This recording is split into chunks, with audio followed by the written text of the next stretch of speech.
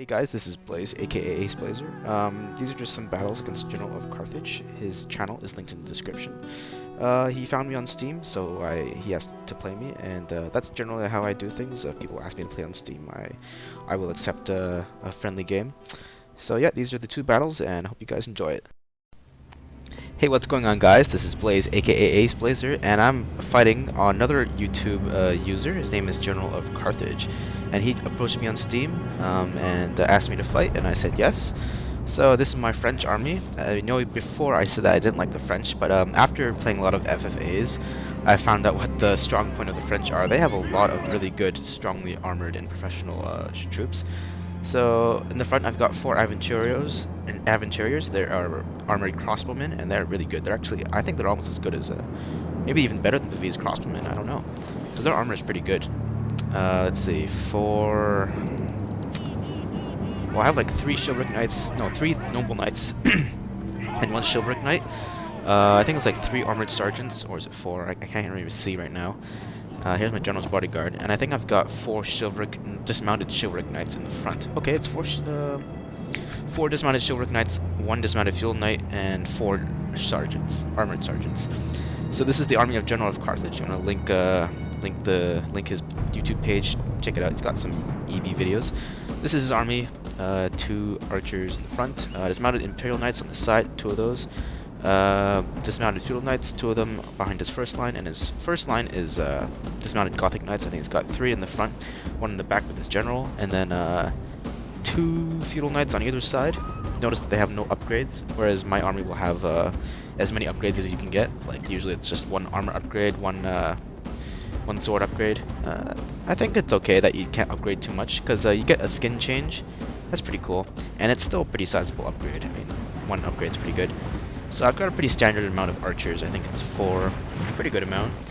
I like to keep a very balanced army. Of course, it's very powerful.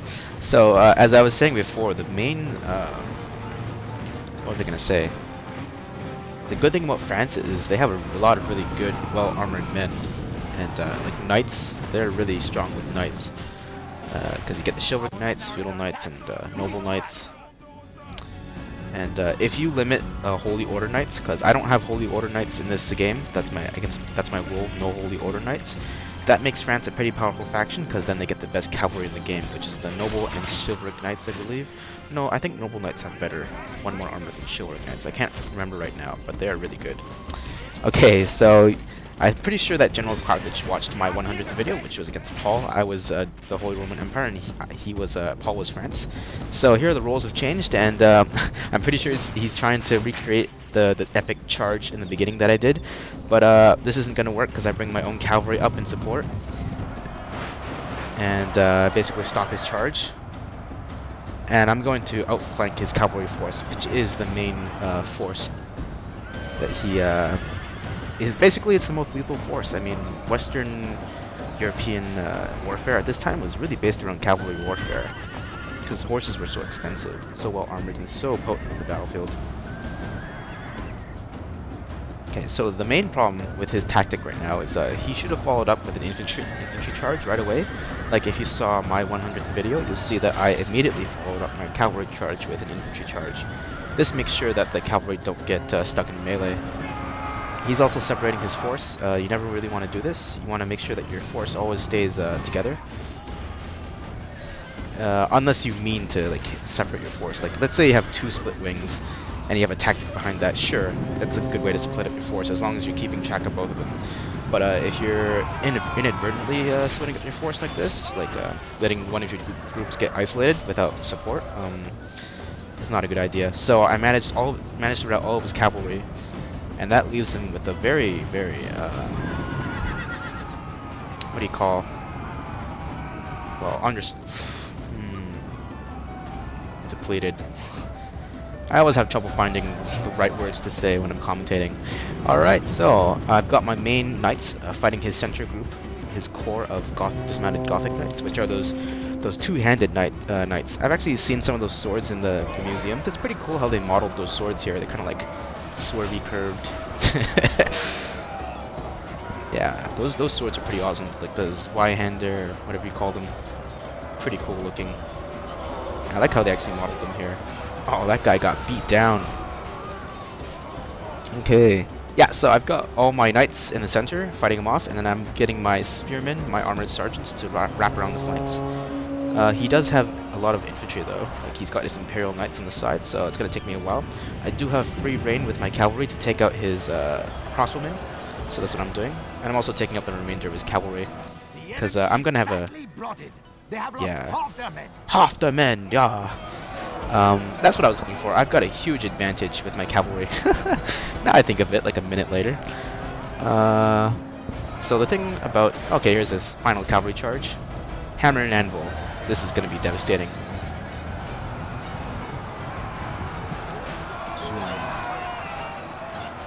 That immediately kills... Wow. That killed like 10 guys in the initial charge, and then immediately routs them.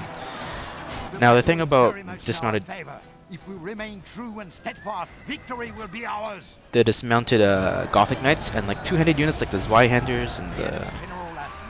They're not... I never really had good success with them. I guess that is General's Bodyguard down there. Yeah, I've never really had good success with them, to be honest. They always seem to get beat by the swords and shield knights. So I always just find it safer to go with like chivalric or feudal knights. Yeah, dismounted Gothic Knights.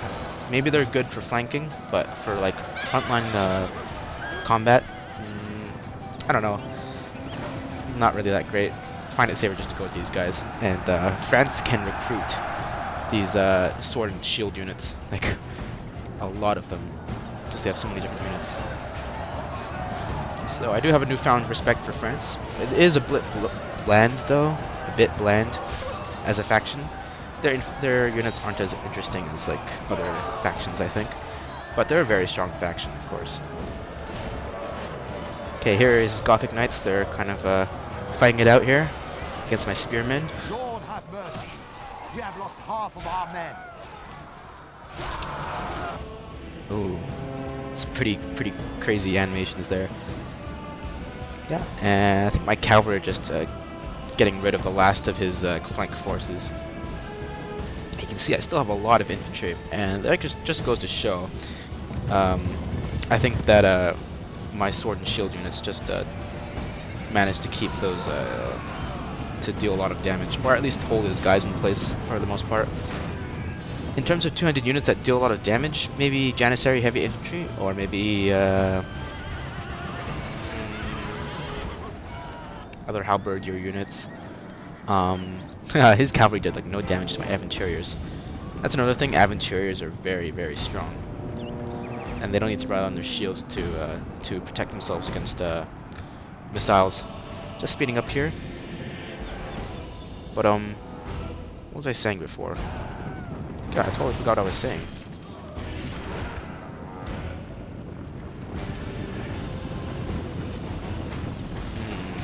Well, here's the last charge, I think, of his men. Killed a lot of my own men in the process, but I managed to totally wipe out this unit with just a charge. So I hope you guys saw a bit of my army setup for France. It's a pretty strong faction.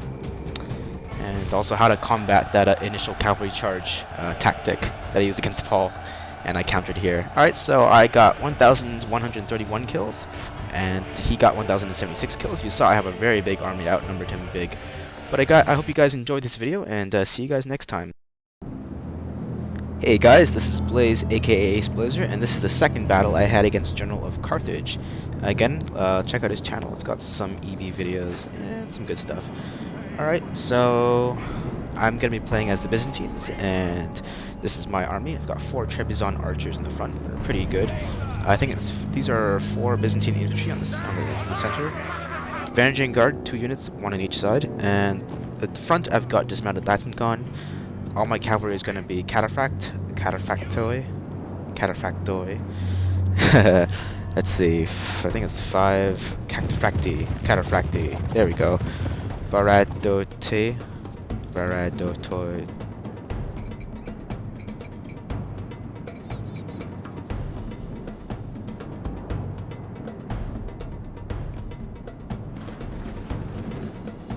Okay, so I'm going to be fighting the Papal States.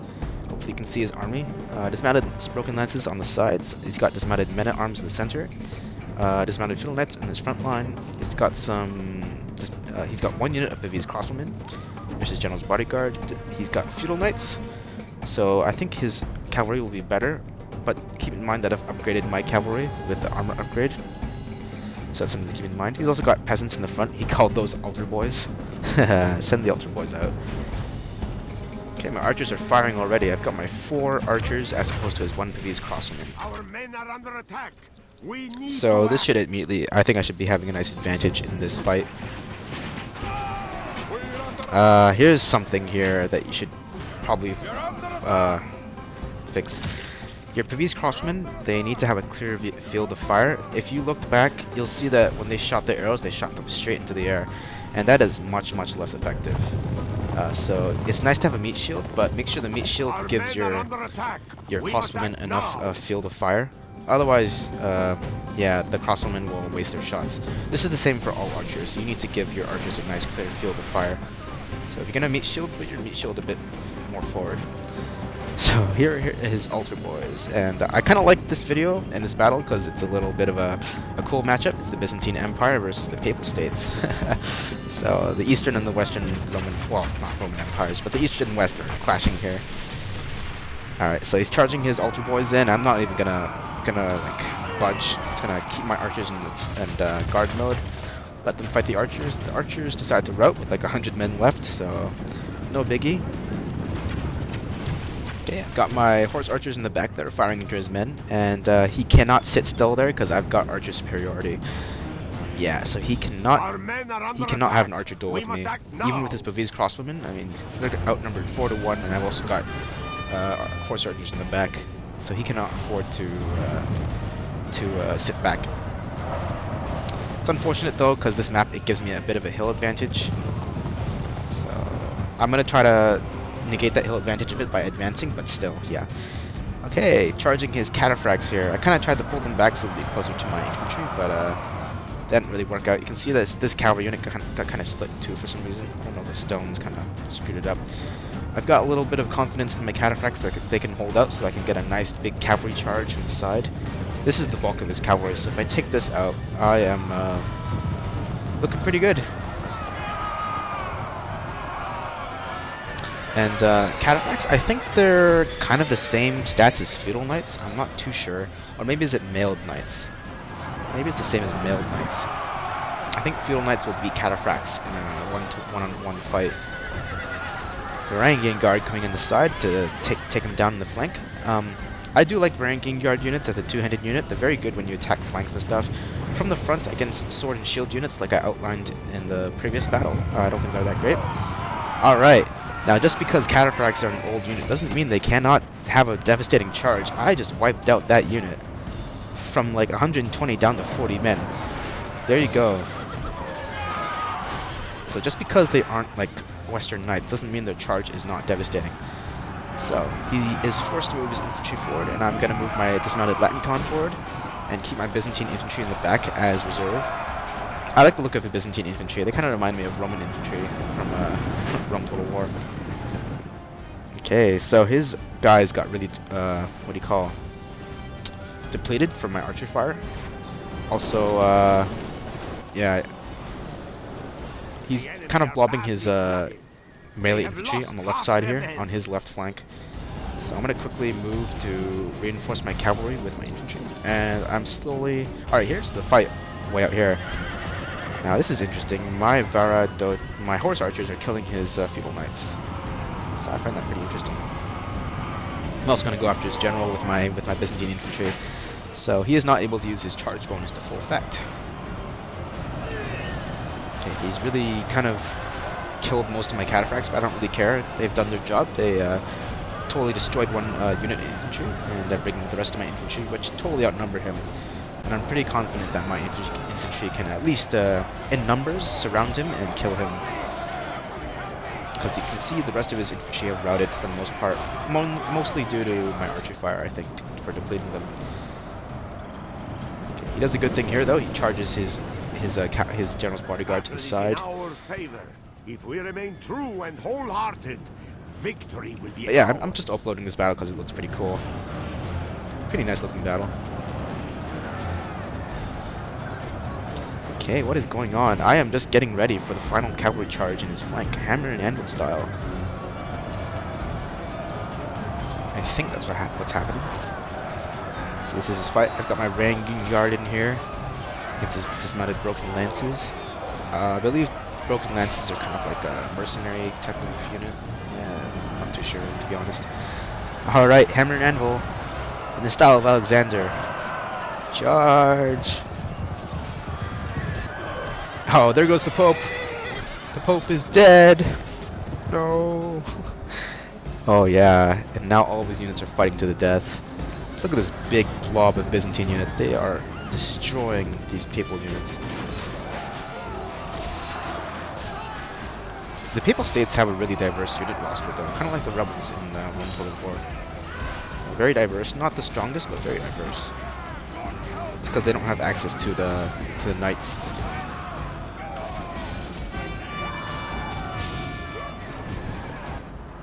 And here comes some routing troops coming to try to help out their friends in distress. But my blob is just so big.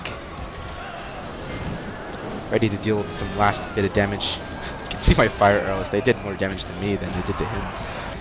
But nope, looks like they see no hope in the cause. And yeah, my cataphract's gonna chase them down because of their bravery. What's happening here? Super hyped up on something here. Running around like maniacs. Alright, so it's basically the end of the battle. Get my cavalry to chase down his units that tried to help out. He got a little too brave for my taste. So being the psychopath I am, I'm going to chase them down. And it's the last of the Pope's bodyguard. Fighting down to the last man against my cataphracts. Not too sure how the mace affects combat in this game. I've noticed when I'm playing against the Mongols, they do seem to do pretty well, but cataphract maces, I don't know. It's a bit weird. Well, look at that. My horse archers beat his feudal knights. Interesting. Very interesting. Keep in mind though, I think those are like the most expensive horse archers. So what I'm gonna do, that was a pretty fun battle. I must say, I think my archers totally destroyed him in the beginning, and yeah, my infantry, I think they were inferior, but they were definitely, I definitely had much more of them. So good game to General of Carthage. I had 1,112 kills, and he had 546 kills. Again, good game, and I hope you guys enjoyed this video. See you guys next time.